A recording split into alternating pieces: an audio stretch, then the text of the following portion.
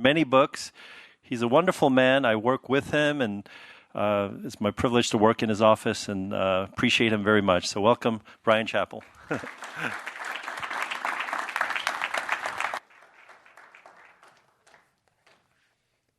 thank you, Young. I was encouraged. And I was encouraged by the words of Billy, too. I mean, I think hearing how many Asian leaders are working in administration of the PCA now to see Paul fairly regularly, and Leonard not so often anymore because MTW has abandoned the building. Everybody's working remotely. But it's great. And Bill Sim and I don't know how long they didn't ask who. You didn't raise your hand at 25, but you got more than 25 because I've got more than 25, and we've known each other at least that long in ministry. So it's inspiring, actually, to believe that the Lord would be doing work through and among us in ways that I think would have astounded some of the fathers. Honestly, some of the fathers would have resisted of the PCA. But the Spirit is greater, and the gospel is greater, and I give thanks for you and for what the Lord is doing. He's doing it through His Word, so let me take you there to Numbers chapter 20. Numbers chapter 20. You'll recognize the account of Moses striking the rock, this time when he was not supposed to. So Numbers chapter 20. And the people of Israel, the whole congregation, came into the wilderness of Zin in the first month, and the people stayed in Kadesh, and Miriam died there and was buried there. Now there was no water for the congregation, and they assembled themselves together against Moses and against Aaron. And the people quarreled with Moses and said, "Would that we had perished when our brothers perished before the Lord. Why have you brought the assembly of the Lord into this wilderness, that we should die here, both we and our cattle? And why have you made us come up out of Egypt to bring us to this evil place? It is no place for grain or figs or vines or pomegranates, and there is no water to drink." Then Moses and Aaron went from the presence of the assembly to the entrance of the tent of meeting and fell on their faces, and the glory of the Lord appeared to them. And the Lord spoke to Moses, saying, "Take the staff and assemble the congregation, you and Aaron your brother, and tell the rock before their eyes to yield its water. So you shall bring water out of the rock for them and give drink to the congregation and their cattle." And Moses took the staff from before the Lord as he commanded him. Then Moses and Aaron gathered the assembly together before the rock, and he said to them, "Hear now, you rebels. Shall we bring water for you out of this rock?" And Moses lifted up his hand and struck the rock with his staff twice, and water came out abundantly. And the congregation drank, and their livestock. And the Lord said to Moses and Aaron, "Because you did not believe in me, to uphold me as holy in the eyes of the people of Israel, therefore you shall not bring this assembly into the land that I have given them. These are the waters of Meribah, where the people of Israel quarreled with the Lord, and through them he showed himself holy." Well, Billy asked me to encourage you. This hardly seems like the passage to do that. I mean, you have to just kind of read the account and say, well, that's not fair. I mean, Moses, it's 40 years from leaving Pharaoh's court to returning, and then it's another 40 years in the desert. Now they're getting ready to go into the promised land. 80 years. That's not 20 or 20, 80 years of preparing for this moment. And he makes a little mistake. And God says, "You don't get in." And that doesn't sound very encouraging. I mean, we know how to be encouraged. I mean, some of you have had those mornings, right? You can just imagine, a great Sunday morning. What does that look like? A minister who shall not be named wrote about it. He said, it had been a wonderful morning. Sun was shining. Praise team was sparkling. Sermon was done well. I mean, the illustrations, they were as diverse as the martyrdom of a particular pilgrim and the locking mechanism on a Tesla door. The exposition was so great that even his seminary professor had not discerned the exegesis of that verb the way he had analyzed it. And the applications were so meaningful that even the engineers in the congregation got misty-eyed. I mean, it was a great morning. And people shook his hand with enthusiasm as they left. I mean, a beautiful day. He was terribly encouraged. The day was beautiful. The sermon was done. He's on his way home. And then he recognized that someone had not yet added her encouragements to all the commendations that had come that morning. She was riding beside him, and he couldn't just come out and ask for a compliment. I mean, that would be too obvious and maybe not even spiritual. So he decided to help her. So he said, honey, how many great preachers do you imagine there are in the world today?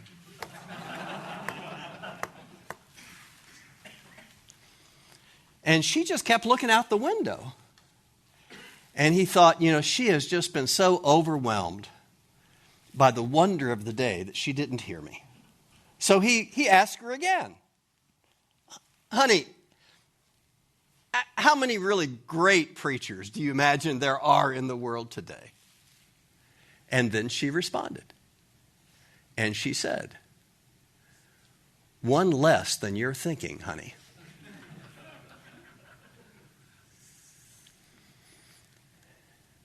I mean for you to laugh, but I mean for you to understand too how easy it is to slide from seeking to serve the Lord and end up serving yourself. To even in the very act of ministry, of helping others to obey God and seeking to obey Him yourself, to actually get in the business of self-idolatry. I mean, the account here is a simple reminder that you can't obey God and be God at the same time. And none of us would think we would easily fall into that. And yet here is Moses, author of the Ten Commandments, serving for 80 years in ministry, preparing for this very moment.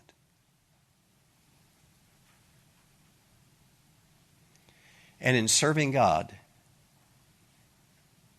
he actually begins to serve himself more. I mean, it is an important warning. A little hard to discern. After all, it's so much easier to see what other people do wrong than what Moses does wrong. I mean, if you will, the first verse, and Miriam died there and was buried there, just those words are meant to remind us of something. Yes, these are the people who came out of Egypt, but that generation is past now. Miriam dies. That generation is gone. And when you remember that, you're also supposed to remember that that's the generation that's been in this very spot before. They were camped on the banks of the Jordan, ready to go into the promised land in Exodus 17, 40 years previous. And there, their forefathers, their grandparents, complained, Moses, why'd you bring us to this evil place? There's no grapes or pomegranates, and there's no water here. And Moses struck the rock, as God had told him to, and he brought forth water. I mean, you know, if you're a fan of baseball and Yogi Berra, it is deja vu all over again. You know, it is Groundhog Day. They have been here before. And when you see the people complaining as they do, you recognize 40 years, they haven't seemed to learn anything. Not from their parents, not from other example. They are the faithless ones. They are the ones who are still struggling, still complaining. Actually say 40 years down the road, it'd be better to be slaves in Egypt than to be here. Turning their back not just on Moses, but on God's plan, upon the covenant promises. They're willing just to give it all up. It's really easy to see what the people do wrong. It's also easy to see the righteousness of Moses. I mean, if we were to do a study of leadership of God's people, we have a great model here of the things that Moses does right. There's so many good things that happen. If you just kind of think of verse 6, Moses and Aaron went from the presence of the assembly to the entrance of the tent of meeting and fell on their faces. Moses and Aaron humble themselves in the presence of God because the people grumble. People grumble, Moses is humble. Not a bad example. After all, they are complaining about their circumstances in so many ways. Into verse 5. This place where we are, it is no place for grain or figs or vines or pomegranates, and there is no water to drink. They grumble about their circumstances. Moses has served them sacrificially for 40 years as a people, for 80 years since he left Pharaoh's court. And they're grumbling? I mean, you just want to smack some people. Certainly turn your back. But Moses falls on his face. And what you see is somebody who's willing to intercede for others when they do not deserve it. I mean, that is really the wonderful pastoral example. I don't have to press you hard if you've been in ministry long at all to say, who are the people that you can think of right now who grumble, who complain? And how hard it is if you have sacrificed in their behalf, you and your family, to fall on your face before the Lord and say, Lord, help them. Provide for them. Turn their hearts. Win their hearts. Moses intercedes for people who do not deserve it, who are actually after him, ungrateful, unkind, blaming. He prays for them. He intercedes first. He's not just a first intercessor. You begin to understand more of what he's doing when you read the kind of the words between the spaces. Verse 2, second sentence, they assembled themselves together against Moses and against Aaron. They're not just complaining about the circumstances. This is personal. Verse 3, the people quarreled with Moses. Verse 4, why have you brought the assembly of the Lord into this place? Verse 5, why have you made us come up out of Egypt to bring us to this evil place? It's not just abstract complaint. It is personal blame. You did this. You failed. You let our family down. You put us in this awful condition. You are not being the pastor you ought to be. I mean, we tease a little bit each other now about COVID and about the times. And depending on what state you were in, how hard it was to be a pastor. You open your nursery and people actually say to you, are you trying to kill my child? Or you don't open the nursery and people say to you, don't you care about the soul of my child? Are you obeying man rather than God? Are you willing to disobey the government when it's been... You could not win. You could not win. And of course, some preacher down the road is take some firm stance for or against masks, and the consequence is his church grows. And yours is suffering. And if yours suffers because you or the leadership team has made some decision that people disagree with, you messed up. You are to blame. And if social media is operating, they will let you have it.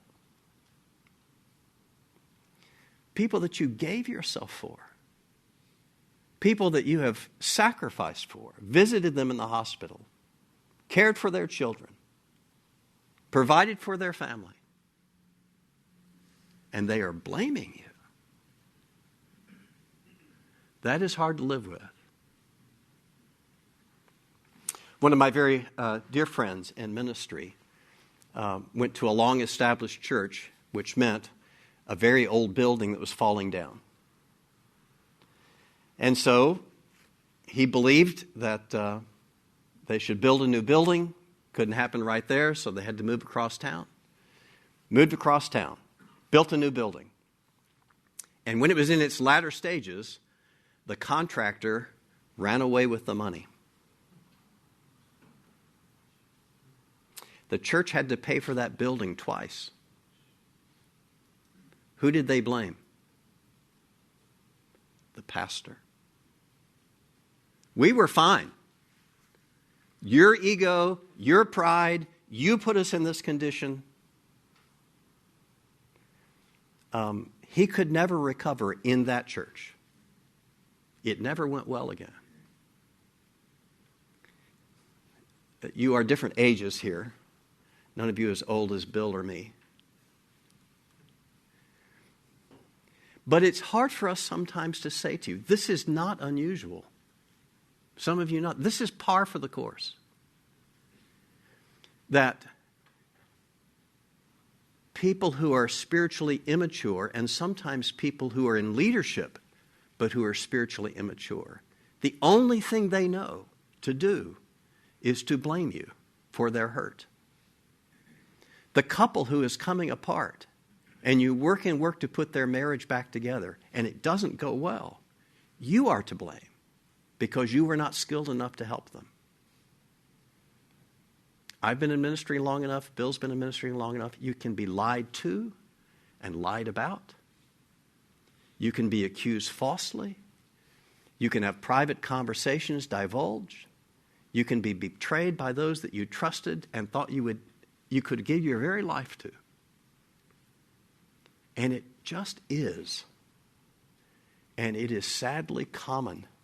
You cannot be in ministry for decades without having it happen to you. It happens to Moses. And he falls on his face and asks God to help the people who are doing it to him. He's not just a first intercessor. He is undoubtedly a first forgiver. He is willing to forgive people and get up and go again and try to lead them. The reason I say that is if you don't know, you will soon discover if you cannot forgive people, you cannot lead them. There is no energy to get up and go. You can't get up and preach again. You can't go back to the session meeting. You can't go back to the group of peers. You cannot go back to people unless you can forgive them. It's too hurtful. And it's too risky. And when we look at Moses dealing with these people who have been so hurtful to him, falling on his face before the Lord and asking God to bless them with water in the desert, there is mercy in his heart that all of us should wish God would place in our own hearts. He intercedes for those who do not deserve it, and he prays for those who have hurt him. He forgives. And brothers, that is good leadership. He does one more thing that is the mark of good leadership. He's willing to speak the truth to people who don't want to hear it. Verse 10. Then Moses and Aaron gathered the assembly together before the rock, and he said to them, Hear now, you rebels. They didn't teach you to say that in seminary. It's not very politic. And it's not very safe. It's just true. He is saying what their status is before the command of God. They are rebels. They are doing what is wrong. And he says it, even though it puts him at risk. Some of you know that the people are not just in the terms here, but also in Exodus 15, saying, Moses, you read the map wrong. They're saying, we're going to kill you because of the risk that you have put us in. And to such people, he addresses hard words that are actually good for them. It's easy to read it here. It's much harder to do in pastoral ministry. I remember one of the pastors that I learned to respect the most moved to St. Louis when we were ministering there in one of the large and affluent churches. And I had lunch with him one day, and he said, I need to at least ask your counsel, if not your help. There's a man in my church. He is very powerful in my church. And he wants to be an elder, and he can make it happen. But he's going to ask me if I will support him. He and I both knew what that meant. If the pastor would not support him, it's the pastor who would be out of a job. Why won't you support him? Because he is abusive to his wife.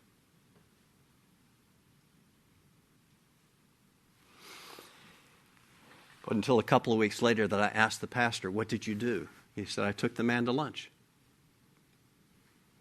What did you say? Nothing at lunch. I waited until he was getting out of my car, and he asked me, are you going to support me for elder? And I said, until your relationship with your wife changes, I will not support you. Hear now, you rebels. Will we say what has to be said for the sake of the gospel? Moses is not just, at this point, a first intercessor or even a first forgiver. He is a first risker. It is what Luther would call that theology of the cross, that what it means to minister in Christ's name is to suffer for others' sake, to put yourself on the cross for their sake. And when we take risk before the people of God by saying what the Word of God requires us to say, that is good leadership. It's admirable leadership. It is risky leadership to which God calls us all if we would be obedient to Him. Well, there's so many good things. What went wrong? It's actually hard to discern what Moses does that is so wrong. You begin to get some sense of it, and when you look at God's instruction and you compare it to what Moses actually does. The instruction is in verse 8.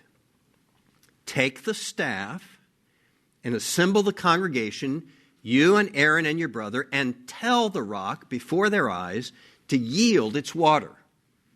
So, take the staff and speak to the rock. Got it? Take the staff and speak to the rock. What does Moses do? Verse 10. Then Moses and Aaron gathered the assembly before the rock, and he said to them, Hear now, you rebels, shall we bring water for you out of the... To whom did Moses speak? Not to the rock, but to the people.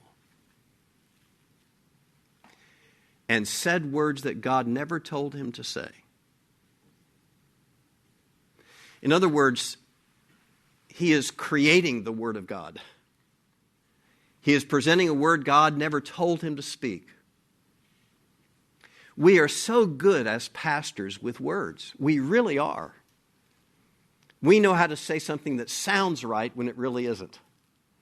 We can put a certain spin on a word that is actually true, but being interpreted a different direction.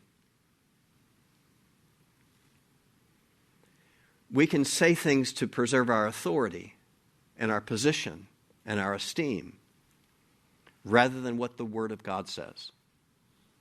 And Moses, in saying what seems so reasonable, is actually becoming a prophet of himself, not a prophet of God anymore, speaking words God never told him to say.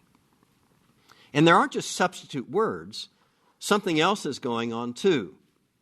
Remember, God says, tell the rock before their eyes to yield its water. And what happens? Verse 11, Moses lifted up his hand and struck the rock with his staff twice.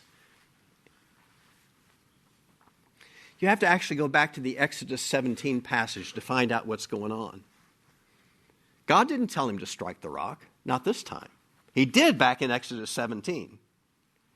But God had said something very particular before he said to strike the rock back in Exodus 17. When the people were complaining, when they were saying there's no water, when they were murmuring against the leadership of Moses, God said to Moses, Moses, I will stand before you on the rock. Then you strike the rock. Now, when God is appearing before his people at this time, he's only appearing in the Shekinah glory. Fire at night and pillar of cloud by day. For Moses, for God to stand before Moses on the rock, God has to be in the glory cloud on the rock. But curiously, the Hebrew that he chooses to say, I will stand before you, is a very peculiar Hebrew term. Because it means I will take the position of a servant. Now see the picture. I will stand in the position of a servant before you on the rock. And then you strike the rock. And I will bring forth water. In order for Moses to strike the rock, whom does he have to strike? He has to strike the Lord, who's in the position of a servant, allowing himself to be struck to provide for his people. It is God who is saying, Moses, you intercede for this people, but you do it, I am the mediator. It is through me, in servant form, being struck by the sins of these people who will bring forth what they need to survive. And now we're in Numbers 20. And Moses said, shall we bring forth water for you out of this rock? And he strikes the rock with no God in position of servant before him. It is just Moses, who's now a priest of Moses. He's the mediator of himself and his own activities. And he does it all with, remember, the staff in his hand. What does the staff represent? But the authority and power of God. But there is no God instruction to do what he does. Moses has assumed the authority of God to do this. Moses becomes a prophet of words that God never told me to say.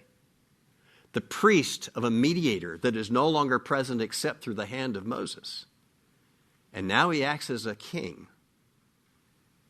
Moses, prophet, priest, and king. Remind you of anybody? So that when God says to Moses in verse 12, because you did not believe in me to uphold me as holy in the eyes of Israel. Holy, unique, pure, separated, untouched. The only true God. No, you took that position, Moses. And the people cannot go into the promised land thinking you are prophet, priest, and king. That would not be good for them or for you, Moses. You can't go in as their prophet, priest, and king. Well, it's kind of awful when you think about it. That Moses, the writer of the Ten Commandments, becomes an idol to himself, presenting himself as God to the people, as substitute for the God who would be their prophet, priest, and king. How did all that happen? I mean, how did he slide? How did he ever get in that position? And you don't have to really wonder about it long. Verse 1 again. And Miriam died there and was buried there. All his friends are gone. His family's gone. The generation that came out of Egypt is gone. It's been 80 years that he has been serving these people. And Moses is just tired. But it's more than that. The psalmist in Psalm 106 says, and Moses spoke rash words. He's not just tired, he's mad. How dare you treat me this way? I've done so much for you. And you would speak to me this way and betray me this way and hurt me this way? How dare you do that? When I hear a young story, I have to remember, Billy was nice to say, so we were at Covenant Seminary for only 30 years. And during that time, some of what we've discerned in COVID was already being discussed, and that is how fragile is the time of men in ministry. There was a time in the 1990s when across the U.S., if you looked at evangelical seminaries, roughly a third of all graduates would leave the ministry within the first 5 years. A third would leave the ministry within the first 5 years. So all kinds of studies. Why is this happening? Why is this happening? And the word in the 1990s was burnout. That people worked hard and they can never meet the expectations of their people, no matter how hard you worked. You know this as pastors, right? There's more to do. There's somebody else to see. There's something else to write. There's somebody else to pray for. I mean, the work is never done. You can't ever finish. I have a friend who said, I feel guilty when I sit down. And so we explained it as fatigue. People don't go to the churches of their families anymore. If you're Lutheran, you might go to a Baptist church. If you're Baptist, you might go to a Catholic church. If you're Methodist, who knows where you'll go. I mean, nobody stays in the same church. They move around. And when they move, they're always bringing their expectations of their old church to your church. You're supposed to do things the way those people did. Or preach like the guy down the street. Or worse, the guy on television. You're supposed to match all that and do better and not preach so poorly that my children leave the church. That pastors were just driven and couldn't keep up with it all. By the time we got to the early 2000s, there have been enough studies that said that conclusion was wrong. Here's the reality. People go into the ministry expecting to work hard.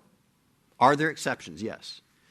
But by and large, you're working not 40 hours a week, you're working 50, 60, 70 hours a week. I mean, you are accustomed to long, hard work, and you don't begrudge it. You have a sense of calling. Fatigue is not a sufficient answer. When we got into 2000s, the early studies began to say, it's not just fatigue.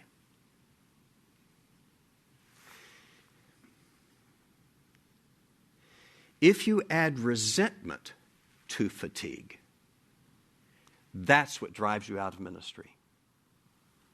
It is not just being tired.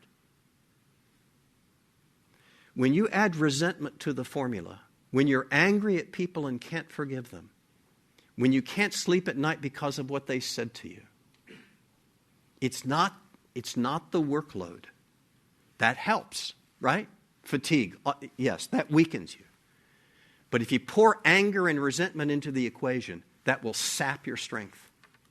That will take away your ability to serve those people. I mean, it is a dire warning to our hearts that always, always, always, bitterness is the acid that eats its own container.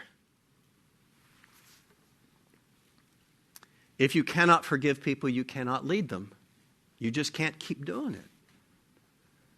And so God calls his ministers to the theology of the cross, to Christ-likeness, to suffering, to forgiving. Not just because it's preserving them, but because it's preserving us as well. What Moses did was he ultimately yielded to his own anger, and that destroyed him. Well, hasn't this been a fun message? People did wrong. Moses did wrong. They got mad at him. He got mad at them. And then he doesn't get in the promised land. Of course, that's not the end of the story. I mean, all the characters are bad characters. Everybody's acting wrong. And so what is the consequence? What is the result of all that? Verse 11. Moses lifted up his hand and struck the rock with his staff twice, and the water came out abundantly. Now, when you think of what that is, all of us have some picture in our mind of what has happened, right? Because we've all seen the picture of this event, right? The rock is in the desert, and it's got this little beautiful stream coming out of it, and there are children playing in the puddle, and there's sheep around on the hillside. And it's just, it's this wonderful little pastoral moment that everybody's enjoying the water coming out of the rock. So some of the engineers in the room, let's do the math. How many people came out of Egypt with Moses? 600,000 fighting men. They're married. They got kids. Their kids have grandparents. And these large families have cattle, sheep, goats, camels, cows, I don't know. There are millions of these beings that are needing to survive in the desert. And as you think about that, if you need just a gallon of water or more in the day to survive, and you do there are millions of gallons coming out of this rock. Somebody who's done the math said you're getting a tanker truck per minute coming out. I mean, think of the size of this town. You're in the desert, and you got to have water for a fourth of Atlanta. You got to have water for twice Peoria, 3 times, 4 times. You have somewhere between 2 and 6 million people, depending on how you count, that you got to give water to. And it's flowing out abundantly. The people are wrong, their leader is wrong, and what does God do? He shows grace abundantly. Oh, Pastor, don't you need to hear that? You can mess up. They can mess up. And God is faithful. And He provides for those who don't deserve it. And He rewards leadership that does not cause it. Moses is on his face, and despite the terrible mess up, God provides for His people. Oh, I need that message. If you're like me, I kind of know the adrenaline cycle, of what happens on my preaching weeks. You know what that's like, right? I mean, Sunday afternoon, my wife says that zombie Bryan, that's, the adrenaline drop has occurred. I'm sure that the sermon was awful and that I will not have a job the next morning, right? The next day, begin to recuperate. Tuesday, all right, I'll open up my Bible and look for a passage. Wednesday, well, I got an idea. Thursday, Friday, well, maybe this is coming together. All right. And Saturday, man, this is terrible. This is awful. What am I going to do tomorrow? Sunday, all right, I got to preach. I'll do it. And Sunday afternoon, oh my goodness, that was terrible. I wonder if I got a job.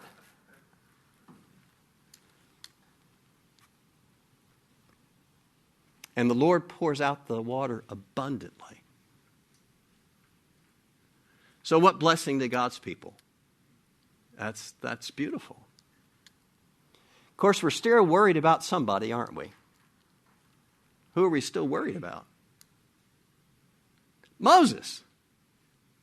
I mean, here's all this abundant blessing for people who are grumbling, complaining, and wanting to kill Moses. And Moses, who has this little slip, it seems like, little idolatry, doesn't get into the promised land. Is that fair? I think you have to answer the question by thinking of the context of the text. How do you know that Moses did this awful thing? How do you know that Moses failed so badly? Who tells you, who rats on Moses? Moses. Moses writes this. And that makes a world of difference. You know, we had all our children and grandchildren for the Christmas holidays, and it makes me reminisce when our children were little kids, how I and my 6 siblings would go visit my parents always at Christmas the day after. We would all of us and all our kids, we would show up day after Christmas and fill up the house and sleeping bags for the little kids and, you know, just wall to wall kids and people. But when the kids were little and they'd been put to bed, I and my adult siblings and their spouses, we would gather around the table and we would play Monopoly until we were just dying of tired. And you know, the tireder you get when you're playing Monopoly late at night with your siblings, the looser your tongue gets. And we would begin to tell stories of the mischief and the misdeeds of our youth.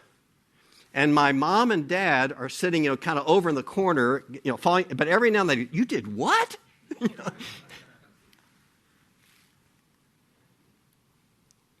But we could tell the story then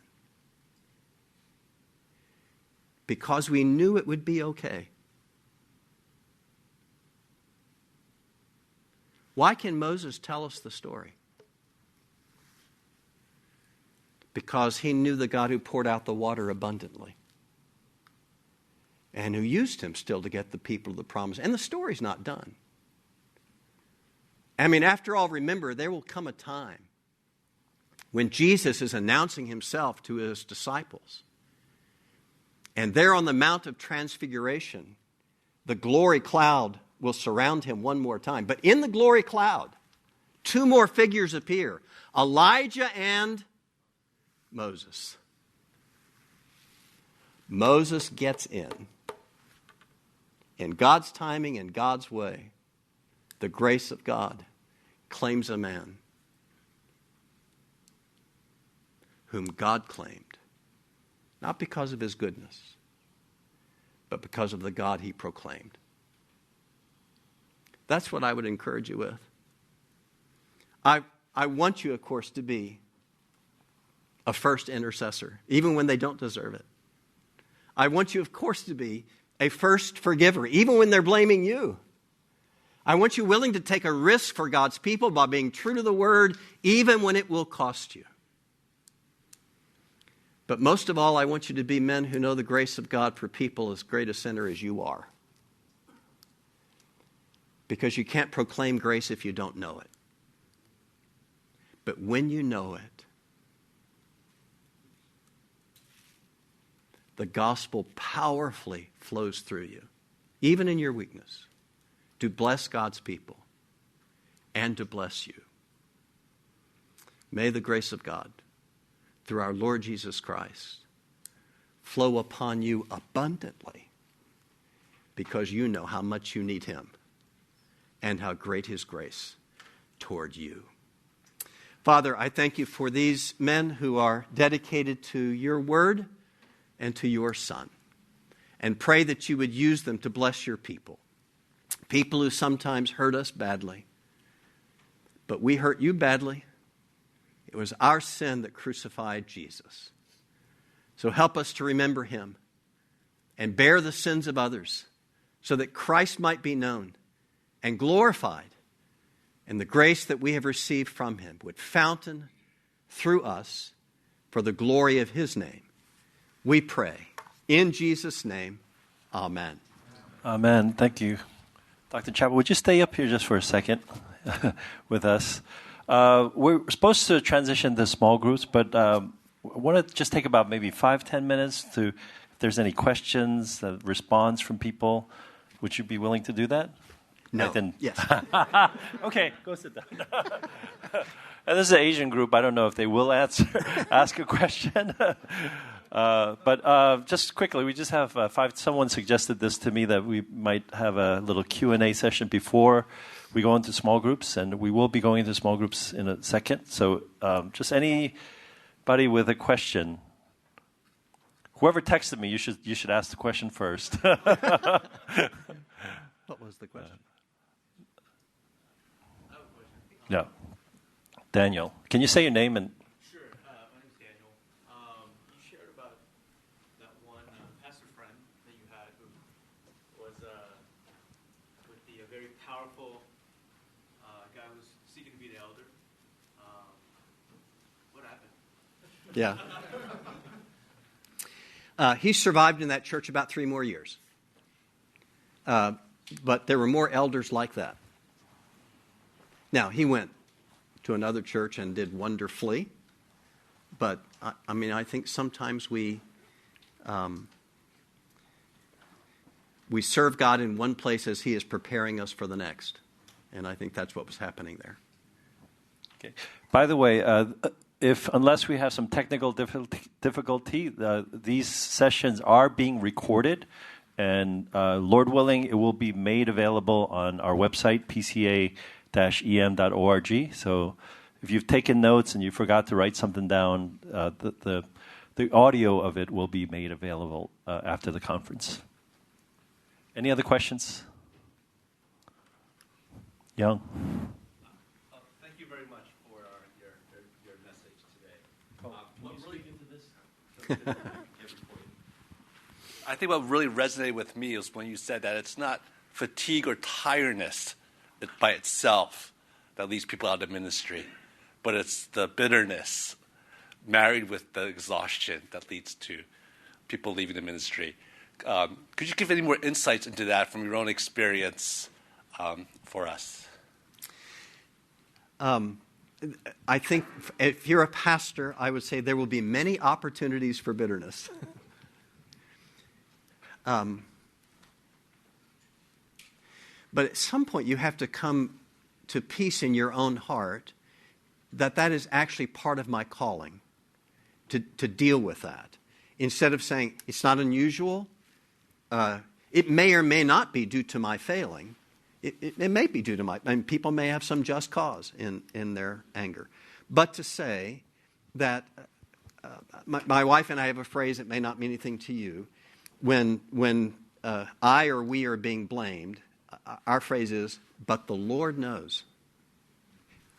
Nobody else may know. One of the hard things that you will deal with is you will take some things to your grave for which you are being blamed, and you know you're innocent.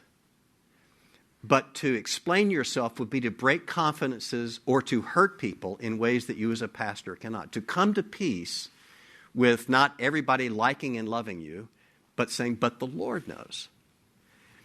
And if you can't come to that peace, it will do a couple of things. Either it will wash you out of ministry or it will callous you, right? That you will just become hard against people, fearing what they're going to say or do or behind your... And I don't know how many times you come to the place, I'm never going to trust anybody again. And say, actually, I can't pastor if that's the case, right? Even if it costs me, and it may, I have to trust people. I have to love people enough to trust them again. And because ultimately it's not their love or their approval that I'm after, it's the Lord's approval. And so, when Paul says that in 1 Thessalonians, we were not seeking praise from him, not from you or anybody else, but from the Lord.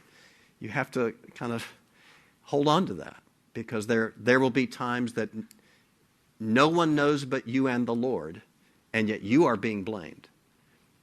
you can start blaming the Lord for that and then become bitter at the Lord. But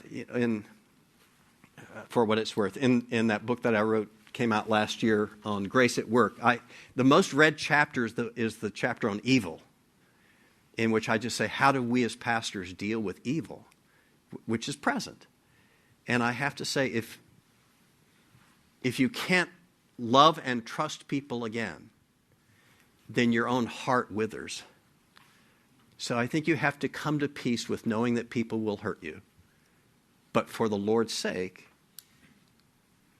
you love them anyway. Thank you. We'll take one last question. Yeah. I'm still trying to phrase my Kevin from Shiloh. I'm still trying to phrase my question in my head. So I got the first part of it. Does this passage speak on disqualification for pastors, teaching elders, for bitterness? And the second part of that is even apart from other teaching elders knowing. Like there are no, I mean maybe like Aaron maybe, but Moses failed. The Lord spoke to Moses for his bitterness. So how do we discern what if we slipped up in like ministry, we were bitter, and does that speak to it? If bitterness disqualifies you for ministry, all are disqualified. We're in trouble. Yeah. I think we have to say, if the Lord did not love us, he would not warn us as he does with Moses. I mean, this is stark warning, right? He still loves Moses. Moses is still going to be in the transfiguration. So I think and Moses is not disqualified for leadership from this moment forward. He's disqualified to go into the promised land. But he still has work to do. He still has the book of Exodus and Numbers to write, So he's still got generations of ministry effectiveness that will occur as a consequence of what happens from that moment of failure. So no, I don't think bitterness disqualifies. I think bitterness can destroy your ability to minister. And then it's the Lord that will take you out, or your own hurt that will take you out. Billy has heard my little speech before. Right now in the social media era that we are in, there's just a certain acceptability of venting at people that goes on. And Billy was nice to ask at the table. I've been in national office in the PCA most of my adult life now. And the consequence is, I think the most criticized person in the PCA is Tim Keller.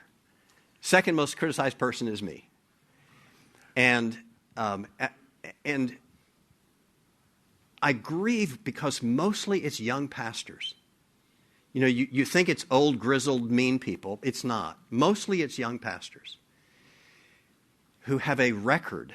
And I say this out of grief and with tears. The people who are the angriest on the internet, almost without exception, will ultimately leave the denomination, or they will leave the faith, or they will leave their wives, or they will take their lives. Almost without exception. Because you cannot live in darkness over here and say, well, it won't touch the rest of my life. So I can speak with scorn and sarcasm and mockery and hatred and bitterness over here, but it won't touch my marriage. It will. And it grieves me so much that usually it is the angriest people who wash out within not too many years usually, and they're usually young pastors who with zeal for God's cause say, well, I've got a right to say this in this way because I'm right. And they are the ones being hurt the most. So, no, bitterness does not disqualify you from ministry, but it can sure damage you and your ministry over time. Okay, I said that was going to be the last question, but there was a brother here who wanted to ask a question, and we have 2 minutes before 9 o'clock. So, hi, my name. Just. Is it all right? Yeah. My name is Nathan. I'm not a pastor. I'm just a deacon. And I came to this conference for two reasons. we're in a search for a pastor. That's one reason. We just want to network and maybe just make some connections. But really, I have a job, by the way, so it's... Yeah. But really... Okay, Nathan. But really, I want to know the psychology, like from a pastor's perspective, a candidate's perspective. I mean, we always look at from the church's perspective, the body, right? But I want to look from the pastor's perspective. And what you said today, it profoundly touched me. I had no idea that pastors go through so much struggle and so many things. As a lay leader,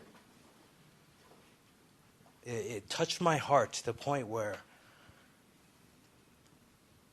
I want to ask you, is there systems or is there procedures or anything in place to help mitigate that? I know it's not possible that... The PCA EM forum. Sorry. But my question to you is there anything that Nathan, we can help mitigate that? The thing that this generation is much more willing to do than my generation is cohorts, right? So to find safe groups of fellow pastors, regionally, or guys you went to seminary with, or affinity group, 4 or 5 guys that you're really doing ministry for decades together, and willing to get together. And in this very room, I meet once a year with a group of my peers in this and there are about 15 of us who have been together for 30 years now, and there's a lot of heartache in there. But to go through with those same 15 guys, to recognize I'm not alone. I have advocates. I have supporters. Some of the guys have messed up terribly, and they're still in the group. It's not just that other people have done wrong. Some of them have done wrong things. But I think cohorts is a very critical aspect right now and now you're going to have John Medlock tomorrow. Yeah. And he'll share with you some of that research about pastoral health, self-care. So, and by the way, not only having that cohort for yourself, but for your spouse. Often it's the spouse that takes it on the chin a lot worse than, we're in there pitching, we're going through it, and then our wives are just sitting on the sideline hurting, for what people are saying and doing. So, pastor cohorts, pastors, spouses cohorts, are good things to know about and good things to do. And by the way, I'll say as a lay leader in the church, for lay leaders to allow pastors that weekend, those 3 days once a year, to be with that cohort and understand its vital importance can be a really important thing that is lay leader support for those things. Thank you, Dr. Chapell. Thank you very much. Okay. Before my brother Paul Bang is going to tell us about small groups, I just need to do some housekeeping announcements, and this will be the last time. We're going to end with small groups, and you're welcome to leave from here. We need to be out of this building by 10 o'clock. So having a nice building like this with security and everything, there's certain stipulations. And so I told them we need to be out of here by 10 o'clock. So please make sure you do that. So just a couple of things. If you look at the back of the booklet, it has the schedule with addresses. So if you are interested in going to the sports fellowship, it's at a church that's about, I would say, 15, 20 minutes away from here. So it is. If you do not have a ride, please see me afterwards. Yeah, there will be a shuttle here. So talk to Eddie. Eddie's number and my number is in the back under Thursday. So please text us if you're in need of the ride. But so that'll be right after this. So after that, so you can make your way directly there. Go to the hotel, stop by the hotel, and go there after. Isaac Park. Oh, it's 10 minutes from here. Oh, okay. All right, 10 minutes because there's no traffic. All right, so it's very close. So please just Google Map that and head over there. We do have gift bags with water and snacks for you to take. A couple of the guys, Moses and Joshua, helped me put together this gift bag. And so when you're in small groups, the gift bags will be on that table. So anyone who's participating here locally or outside, you're welcome to take one and take it to your hotel or take it home. Okay, that's a gift for you guys. And lastly, I emailed you guys about gym passes. So tomorrow's afternoon activity is at Lifetime. So there are two kinds of passes. They might actually be the same kind, I don't know. But from the hotel, we were given a certain number of passes that are one entry pass. So supposedly you go in once, you come out, you're done. And so that's for people who are just wanting to go in the afternoon.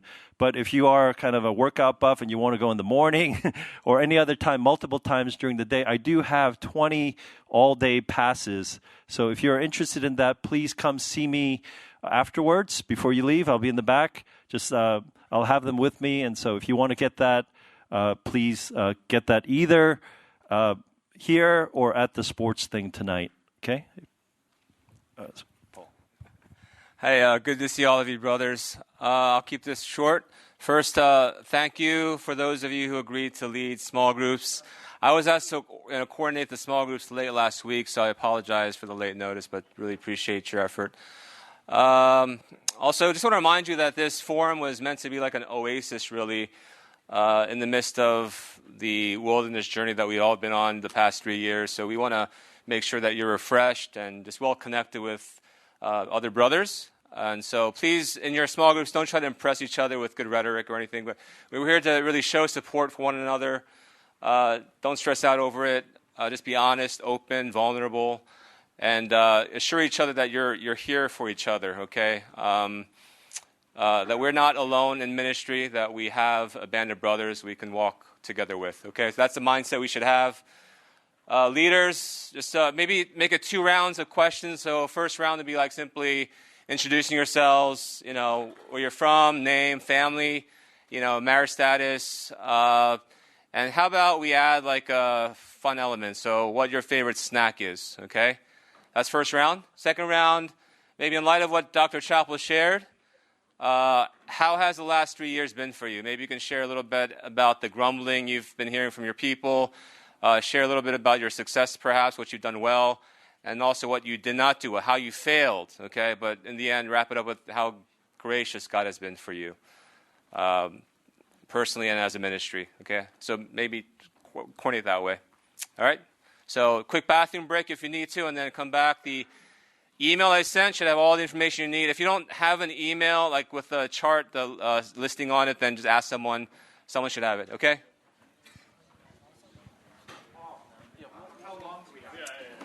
Estimate you have we got to get out of here by 10, so 9:45.